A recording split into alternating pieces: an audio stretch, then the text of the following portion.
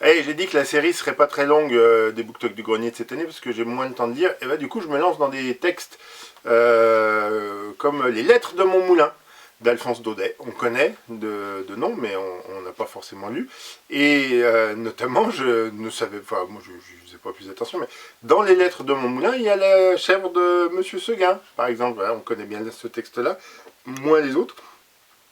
S'il y en a deux, trois autres aussi, hop, il y a le curé de Cucugnan, par exemple, si on connaît. C'est une édition. Alors c'est intéressant, c'est des textes qui sont très courts parce que du coup ça fait quelques pages.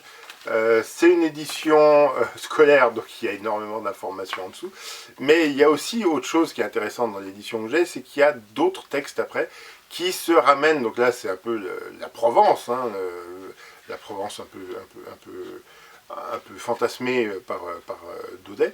Et on retrouve d'ailleurs un texte, donc on a après d'autres textes, voilà, Mistral, Bosco, Giono, Pagnol. Donc on retrouve un texte de Giono, dont j'ai parlé précédemment, c'est Pantour et son blé. Voilà, vraiment le côté j'aime les paysans de Giono, là qui ressort à fond, qui est un texte qui est pas inintéressant. Mais après, il y a d'autres personnes, par exemple, Paul Arène, je ne connaissais pas, et je connais toujours pas, je ne vais pas aller vérifier qui c'est. Pagnol, qu'on connaît évidemment bien sur son attachement au sud.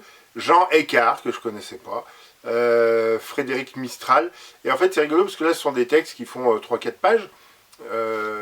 Donc encore plus petits que les textes de mon moulin, ça c'est pratique parce que du coup ça permet de lire pas un texte en entier forcément si on n'a que 15-20 minutes, mais on peut lire un petit peu. Et il raconte des choses qui sont un peu rigolotes. Alors c'est bien, vu que c'est scolaire au départ, il y a une mise en situation, une contextualisation qui explique bien que oui bon, c'est un peu fantasmé, il n'a pas écrit ses lettres en vrai depuis un moulin, il les a même pas écrites depuis la Provence, il les a la plupart écrites en revenant à Paris. Mais voilà, c'est de l'autofiction.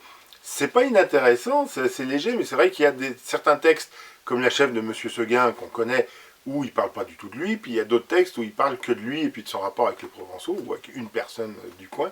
Donc ça, c'est assez rigolo, parce que d'un texte à l'autre, ça fait un recueil de nouvelles, presque pataphysicien, je trouve. Voilà, si vous lisez, je crois que c'était Les Fourmis, par exemple, de Vian, bah, d'une nouvelle à l'autre, on retrouve certains personnages secondaires qui reviennent d'une fois sur l'autre. Donc c'est rigolo parce que ça crée un lien, une filiation d'une histoire à une autre, et puis nous, ça nous accroche un petit peu plus. Voilà, Les Lettres de mon moulin, c'est donc plutôt orienté enfant, puisque c'est plutôt, c'est une édition, scolaire que j'ai.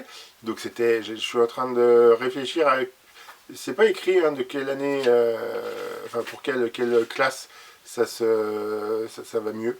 Mais voilà, c'est quand même un texte sympa à lire quand on est adulte.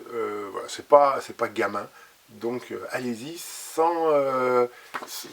Et qui avait déjà lu, dites-le moi là, qui avait déjà lu Les Lettres de mon moulin? Dites-le moi en commentaire.